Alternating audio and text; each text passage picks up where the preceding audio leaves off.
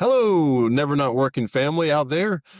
Here again, Will Basko. We've had a little absence of the Never Not Working podcast, but we're back at it today, and I am extremely excited to have the one, the only, Erica Leonor. Erica, thank you so much for taking time out of your busy day to jump on with me and talk about yourself.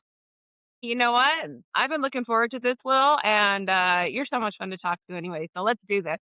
Well, good. So, a little bit about the show. If this is your first time watching out there, it's nothing more than connecting. It's about connecting people together with Erica, with people that she knows, people that I know, and out there. If you're watching and you want to meet either one of us, just by of anything that we talk about today, just click the button down in the bottom, send us a comment, give us a phone number or an email, and we'll reach out to you. But a little bit about Erica. I thought that I knew everybody in the world. I did not. Then I met Erica Leonor. Holy cow, Erica, you absolutely know everybody. It's easier for me to say who you don't know than who you do know. Uh, one, I know that we've been putting this off like crazy because both of us have been running around like a chicken with our head cut off here at Goodleap.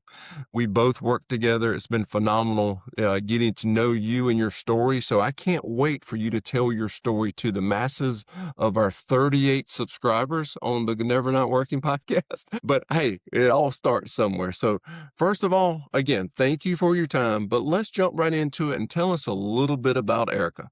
Yeah, so just so everybody knows, with Will and I first met Will in person was at an event that we were doing together, and it was funny because someone would come up to say hi to me, and then someone would come up to say hi to him, and then I would leave, "Where's Erica?" And then he would leave, "Where's Will?" And it was just this constant, like, people that we've known are, like, between the both of us, it was so much fun to work that event. So Was fun. yeah, I just really had a good time at that one. I think I that was will say that going down there, I was nervous because I knew you knew everybody. well, Will, it's fun to talk because, we don't get into some of the personal side of podcasts very often. And so, for those of you watching, you'll see my background is loaded with a bunch of swords and weapons. It's because I'm a Lord of the Rings nerd. I absolutely love the Lord of the Rings since I was a little kid, and books, movies, all the things. It inspires me, it motivates me, it calms me. The music, the story, the heroism. I mean, there's so many things about Lord of the Rings. And so that's why I collect the swords because I think it's fun. My two daughters are also named after characters from Lord of the Rings. So we have Arwen, which means lady of, or noble woman is what that means. And then I have Lorien, which means golden light. So I have two little girls, a 4-year-old and a 4-month old. And so that's, yeah, why we've been putting it off because I had a baby. So that's a Yeah, good reason. But no, they're just so delightful. And my husband is Giovanni. He's from the Dominican Republic. And we've been married for almost 10 years, 10 years in a couple of weeks. So I think we're going to hit our 10-year mark uh, awesome. coming up soon. So that's really fun. I I've met adore him. my I've met family. him twice. He's a phenomenal person. So, really He's good guy. fun. So tell us. A lot of these podcasts will dive into professional stuff. I go a little bit deeper because I'm a connecting and I'm a people person. I really like connecting people, the dots of a little bit about your history. So tell us where Erica Lenore, which, your name wasn't Erica Lenore when you were born, but where was Erica born and raised? And tell us a little bit about how you became the bubbly spirit that you are today. Well, I'm even going to go back even deeper than that. I am a big family history person. I love learning about my ancestors and where they've come from. I think that there's a big part of who I am that can connect back generations and generations based off of, what I've learned about some of my ancestors. And there's one line I traced all the way back to 680. Okay. Like I've gone way back on some of this stuff. And I remember that there was a time where I was studying abroad in England for a summer and I absolutely loved it. I lived right in the middle of London by Hyde Park, and a few of us were like, let's take a trip to Wales this weekend and let's go check it out. So we jump on the train. I mean, we are poor, like just absolutely poor, like little kind of hostels. I am a travel princess these days. So, get me in a nice hotel now. But beforehand, like I was doing Yeah. hostels, and I can't tell you some of the crazy places I slept or gone to the bathroom. All right. And so we jumped on this train, drove or took it into Wales, and we stopped in Cardiff, and then we're like, where do we want to go? And we're like, I don't know, let's just jump on the train and jump off wherever we feel like it. So we got on a train and we sat on there for a couple of hours, and then we stopped somewhere and we're like, this feels like where we should stop.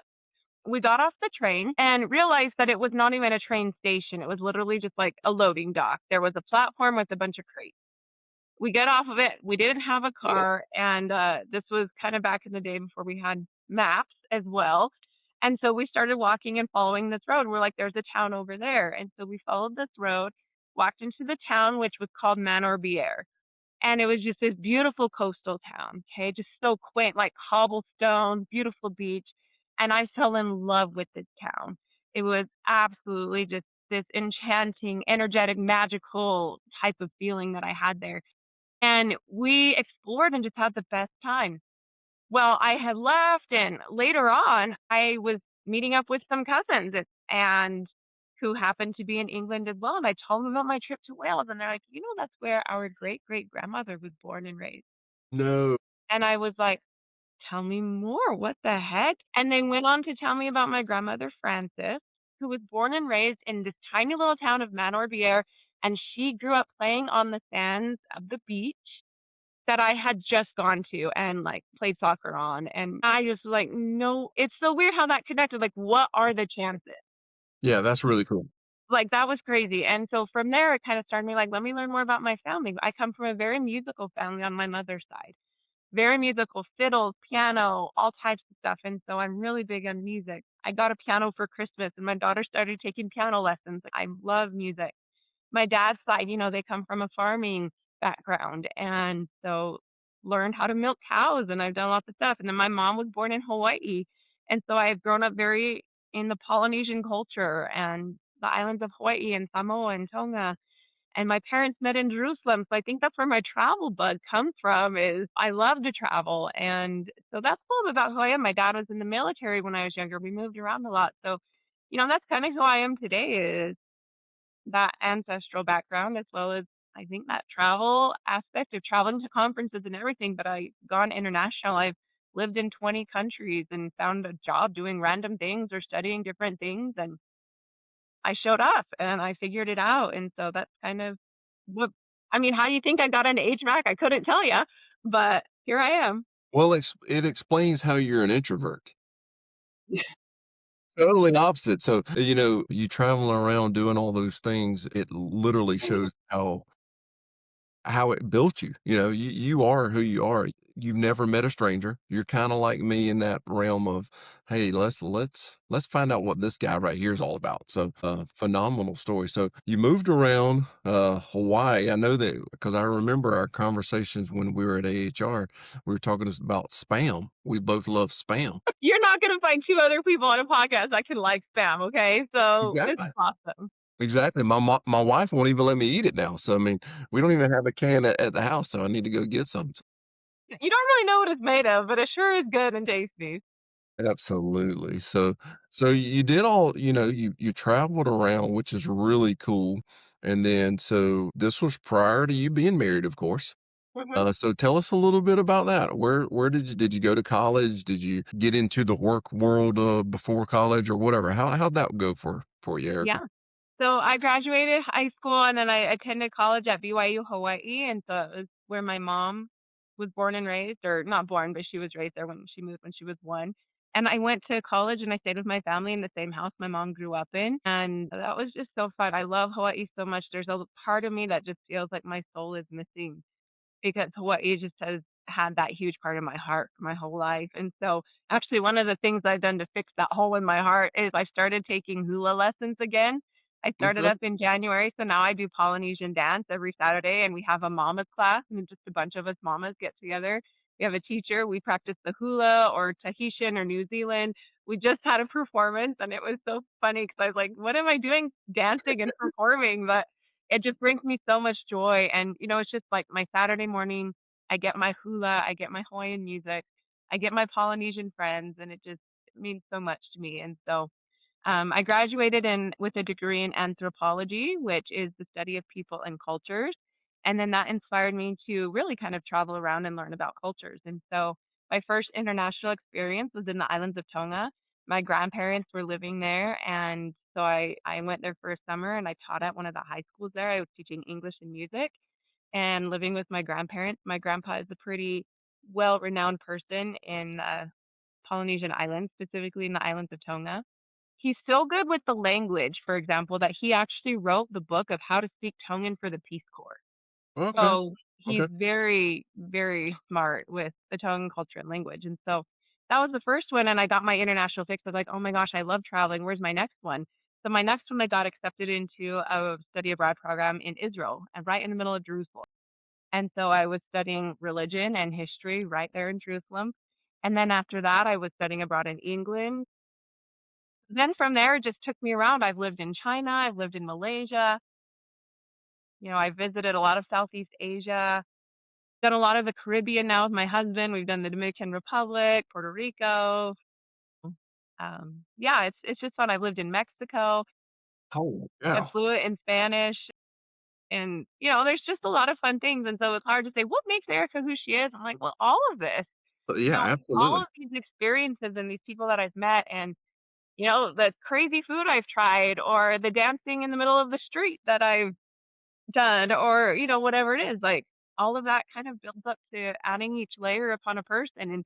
And as you meet people, and this, Will, is like to peel back those layers of a person is so fun. And some people are like, you're really forward with your questions. It's like, yes, but I want to know you and who Yeah. you are. Yeah, and I love that because that's where connections come from, where when you peel stuff back, you're like, "Oh, well, I know a guy that knows a guy." So I love that. What's funny is you've been everywhere.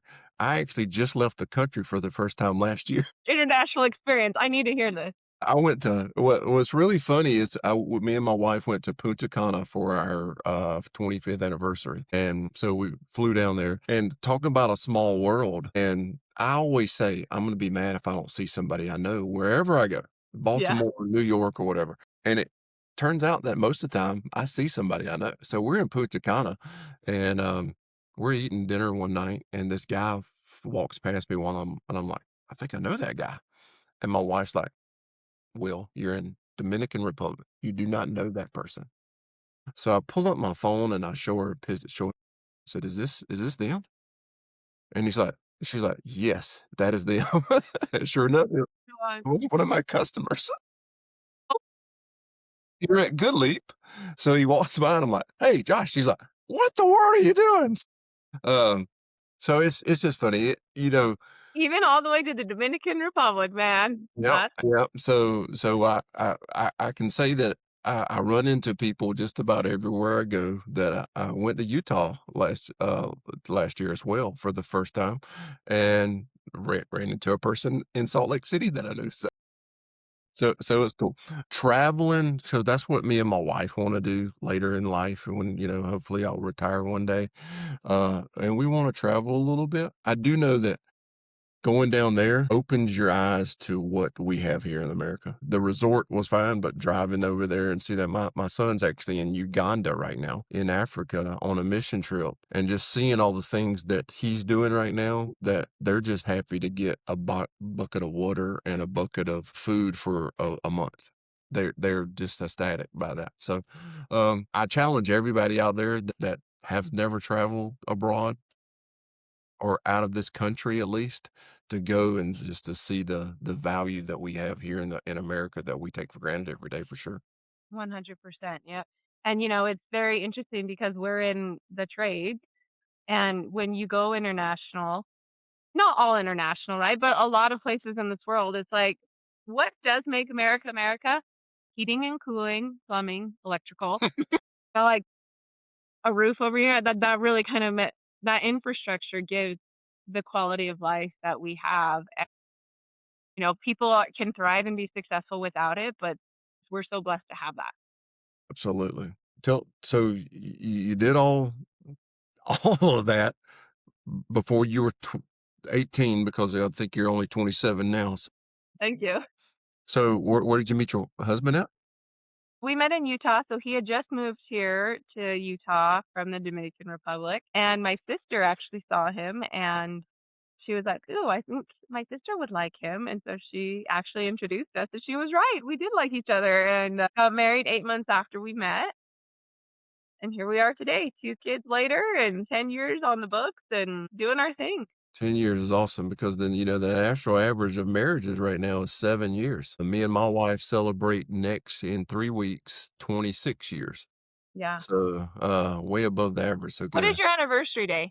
April 22nd. 22nd, okay, because mine's the 16th, so I Yeah, knew we were close.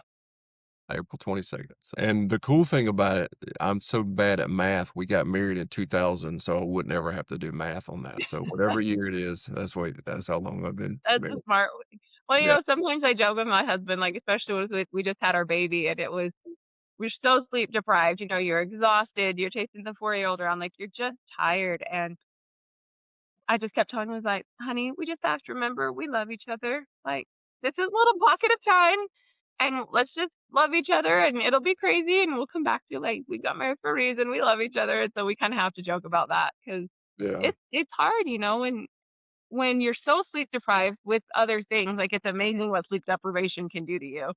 So, I feel like it's like we went through buds or something.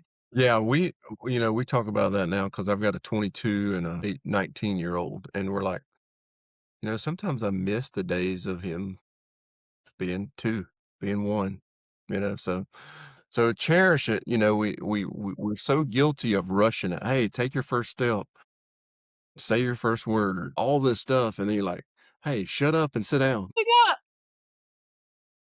Yeah, yeah. So you got married. So tell me how you fell into the trades. Trades is a tricky world to be in. I fell into it just by somebody saying, "Hey, do you want a real job?" I was working for a company that built starters and alternators that had no benefits, no stuff. The guy was paying me to play softball, so I was going to do that. And the guy said, "Hey, do you want a job with insurance?" I'm like, "Sure." And they said, "Well, Mingledorff's is hiring." And I was like, "What's Mingledorff?"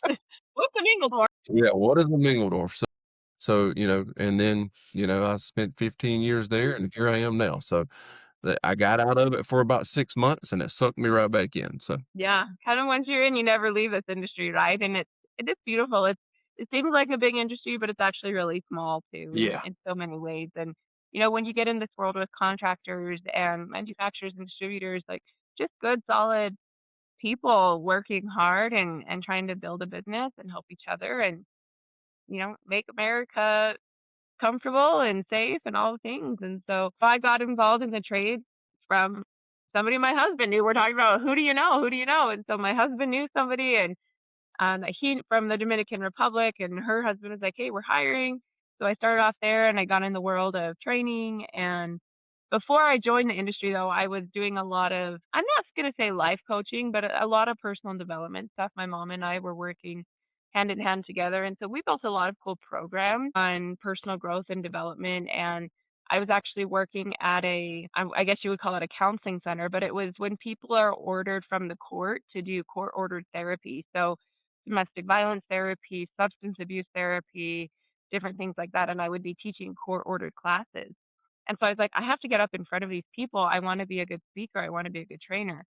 And then that's how I got into personal development is I was like, "Oh, this is a thing." And so I learned about personal growth and becoming better myself, and then that would help me be a better trainer and speaker for this. And so I had gotten a lot of experience that way. And so when I joined up in the trades and we were coaching and training people, and then I got involved with women in HVACR, and that was a whole beautiful experience.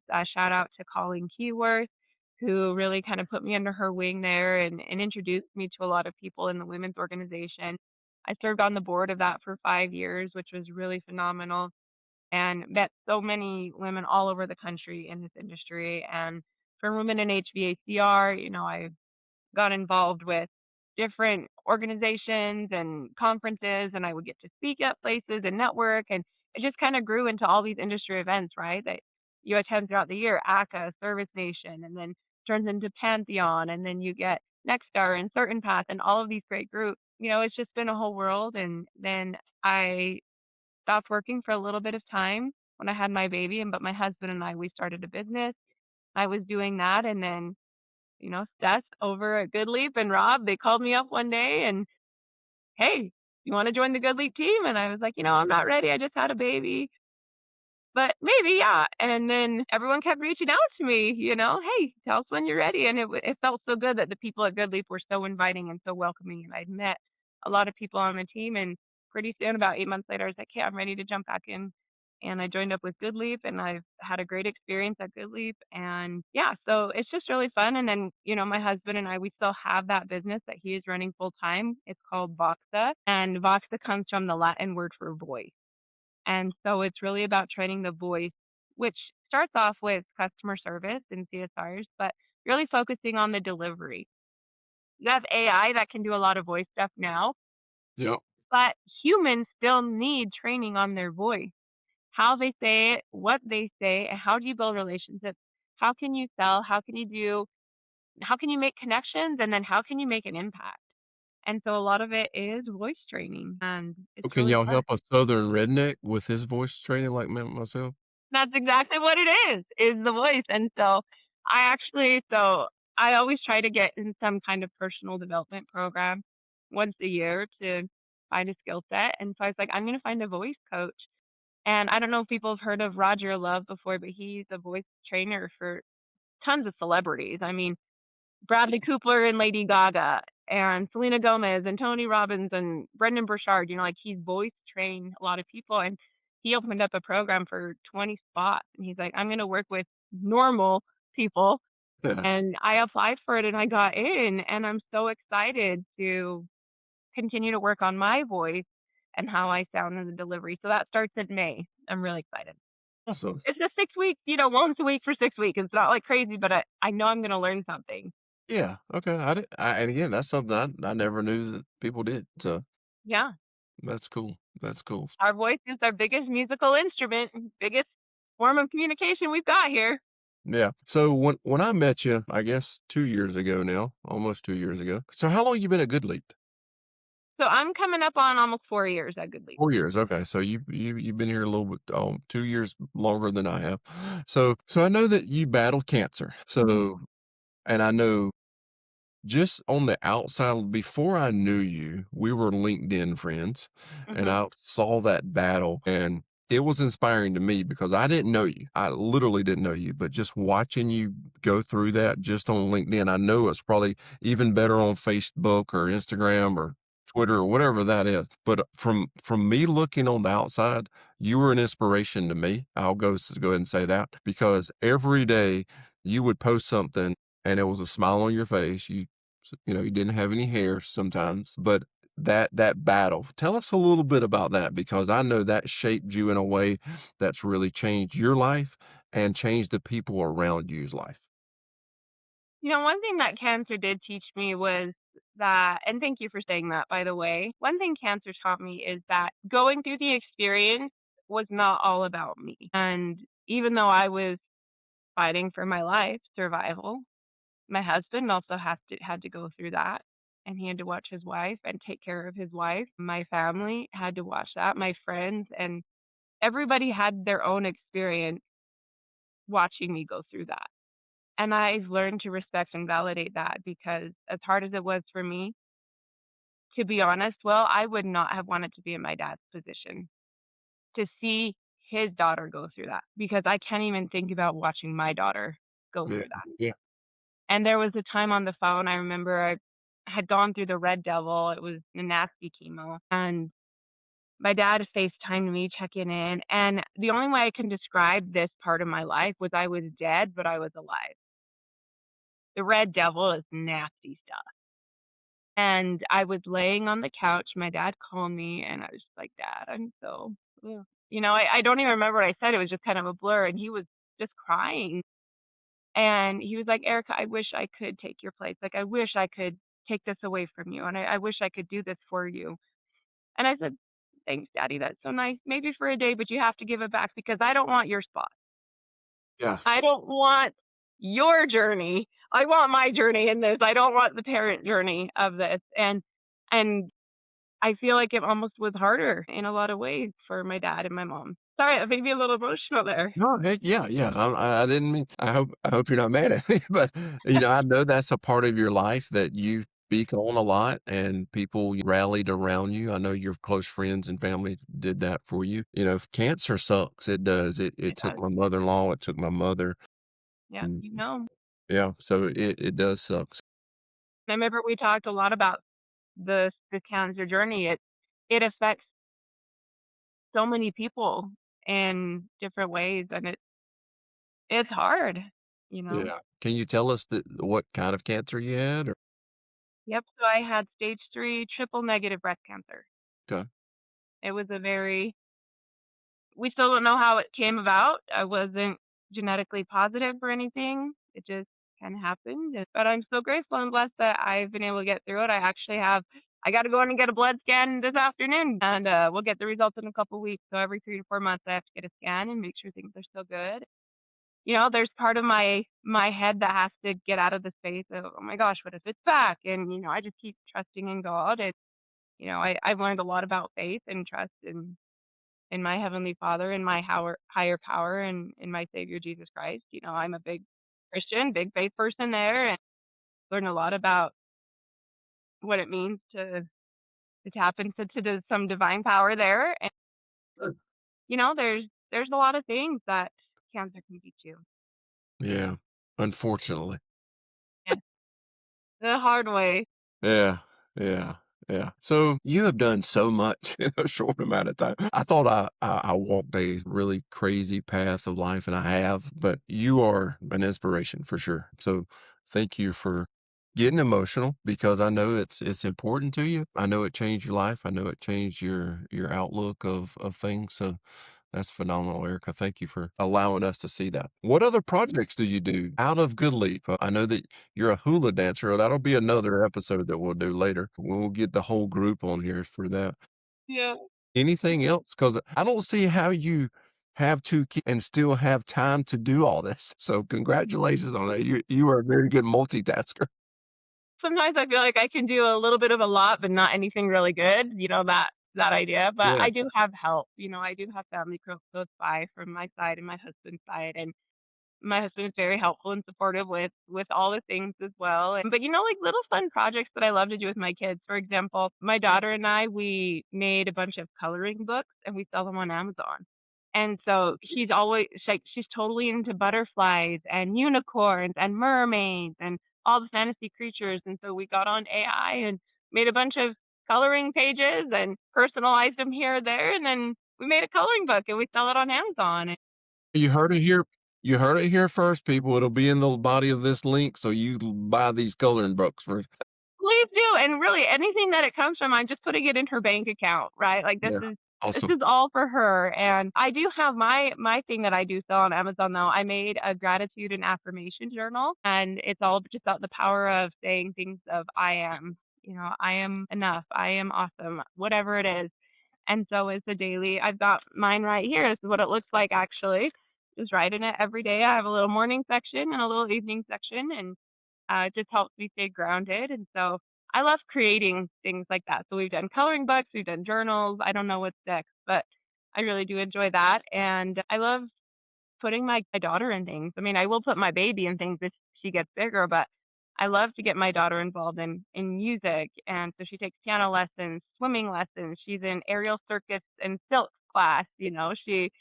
She has so much fun with stuff, and she thrives in all of it. And she's just so athletic, and I love watching her shine. Like you said, well, cherish every moment. And when I watch her do something, I'm just like, oh my gosh, that was the most beautiful thing that she figured it out. I love that. Yeah, absolutely. Well, this show is about connecting. So we always do a little, I always try to figure out how to do an episode of I Know a Guy. So I've always been the I know a guy people. People always call me and say, hey, if you need somebody, call Will. He knows a guy. So I've got some really good stories about that. One day I'll share my best I know a guy stories on here. But who do you want us to connect with? So if you had a magic ball here, who do you want to connect with professionally and personally? So on the professional side, I know on the Good Leap side, we want to connect with every contractor out there that's wanting financing. We already know that. So Yeah. let's go above and beyond that. Who else would you want to connect with professionally to expand the horizons of Erica? I would love to connect with people who would like a different approach on public speaking and voice training. And like you said, that's a thing. A lot of people don't know it's a thing, but I've started to pay more attention to how I sound at home, how I sound at work. And it's amazing some of the results. If I'm getting up and speaking on Zoom, or you're doing a Monday morning meeting with your team, how do you sound? Because the way that you deliver a message will inspire or not inspire somebody to take action. The way that you sound, because you can have the perfect script. Chat GPT will give you the perfect script. How do you use that script? How does it sound? You are the only one that can do the tone. You are the only one that can do the volume, the urgency, the intensity, the pace, the pitch, all of those things. You are the only one. The And that delivery matters. The delivery matters for sure. It does. And if you want more delivery, whether you're answering the phone, if you want delivery of, I got to give a presentation and I have the slide deck made and I want to have somebody coach me on the delivery, that's exactly the kind of people that we work with and that I love to help. So that's, shout out with Voxa there and what my husband's doing. Anybody that wants to learn that. I also would love to meet Cody Sanchez. Who is that? Cody Sanchez, look her up. She's like how do I describe Cody Sanchez? She's a big influencer out there for small businesses and trades. Yeah. So, okay, I'm going to do that. So that's a professional. Personally, uh, if I could meet anybody from the Lord of the Rings cast, All right. So you heard it here first, people. if I could meet Aragorn and Legolas and Gandalf and Gimli and all of the people that have been a part of my life for so many years, I don't need to be best friends with them. I just want to give them a hug and say thank you for giving me so much of my life's joy. So funny story. One person that I had on here, Tucker Green, he's the president of CAG over here in Georgia. I've known Tucker for a while, and his person that he wanted to meet he wanted to meet the president and vice president. So he wanted to meet Trump and JD Vance. And I was like, brother, I know a lot of people, but I don't know if I could swing that. The next day, I get a phone call from a guy that says, hey, my brother-in-law works at the White House. Oh my gosh. You gotta And be I'm kidding me. like, what? He says, let me see what I can do. Still haven't heard back, but it was so funny. Again, and that is Yeah. exactly why I want to do this show. We're so, again, and I say this on every episode, my visualization of connections is a chain link. And that chain link can expand forever. And your chain link, Erica, holy cow, it's like longer than the Titanic. But what we're guilty of is building that chain link and cutting people off when we add people. And we're so guilty of that. But what I want to do, what I really like, I love when people call me and say, hey, I know a guy that can help you do this. And that's exactly what we as a human society need. I really believe this. I think that we take all the pressure and put it on our shoulders and don't do anything with it because we're scared to ask. People get aggravated with me all the time. I'm literally mean all the time because Erica, if you say, hey, I got Utah Jazz tickets, if anybody here, because I know you live in Utah, I know you, not throwing you out here. Now in my mind, somebody asked about Utah Jazz tickets, and it could be 12 years from now. I'm calling Erica and say, hey, still got those tickets? And my wife beats me up. She says, well, you haven't talked to that person in 11 years. I'm like, I don't care. I do not care. I'm calling them and I'm asking them the questions because I always wanted to be the person. I want to treat people the way I want to be treated. So if I tell you I want to help you, which I love helping people, I want you to say, Erica, I want you to say, hey, Will, we're coming to Atlanta. Do you have tickets to the aquarium with my kids? I don't, but let me get on the phone, call some people that I'm made. You know what I'm Well, saying? Will, and I'm gonna absolutely applaud you for that because you are so good at that. And you have one of the most biggest, genuinest, that's not even a word, hearts out there. And it's such a beautiful thing of what you are trying to do, not just with this podcast, but in your everyday life that people don't see. Like that's who you are. And and I will say this, going back to a little spiritual side of things, how do you think God answers prayers? It is often through other people. 100%. If you are waking up in the morning like, God, I just feel so alone and I need a loaf of bread, and then somebody shows up on your doorstep, hey, I made a loaf of bread. True story. My mom does that. She will make an extra loaf of bread and she'll say, who should I take a loaf of bread to today? And so she made it for her family, but she made one extra. She just drives around town sometimes and she'll drop it off at somebody. And you have no idea that I actually asked God for that this morning. Like that would just think It's a real thing. We are the answer to other people's prayers. We are the answer to other people's successes and connections and the goals and hopes and dreams of things that people want to accomplish in life or the things that they just want to experience, like you said, the aquarium with your family. We are the answer for so many things. And if we could tap into that power, I love that that's a movement you're doing. So I guess I need to find some people that know the Lord of the Rings, which my son has been on tons of movie shoots right now because that's what he's wanting to do. He's wanting to get in the movies. So he's actually you'll see him this summer in some movies that are coming out as an extra. So that would be fun. Yeah. So Yeah. but Erica, I know that your time is precious. I don't want to take any more of your time. Thank you so much for joining me today. And again, we're going to do this in a couple years again because everything changes in years, right? That's right. We're gonna have more layers peeled back by then, so let's make it happen. Absolutely. And again, we are gonna have an episode with the hula dance. I think that's a good idea with your whole group, and I would love to do that. But no, Thank really, you. I appreciate your friendship. By all means, you're one of the people that I wanted to connect with, um, and now we're a connection that no matter what, you're gonna get beat up by wheels. I know a person that knows a person. So Do it. Yeah, I like it. Thank you so much, Will. oh, well, thank you. Any parting words you want to give to the Never Not Working podcast people out there? Subscribe to this podcast, share it with your friends. Let's support Will on the movement he's making of let's connect people with people that can make things happen. Thank you so.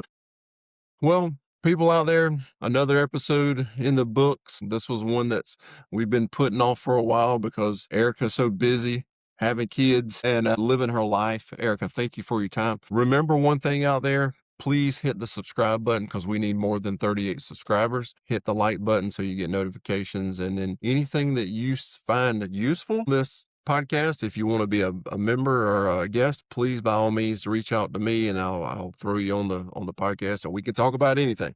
Doesn't have to be heating and air. But again, thank you, Erica, for your time. And from the Never Not Working podcast, I'm Will Basko with Erica Leonor, and we're both never not working. Thanks, guys.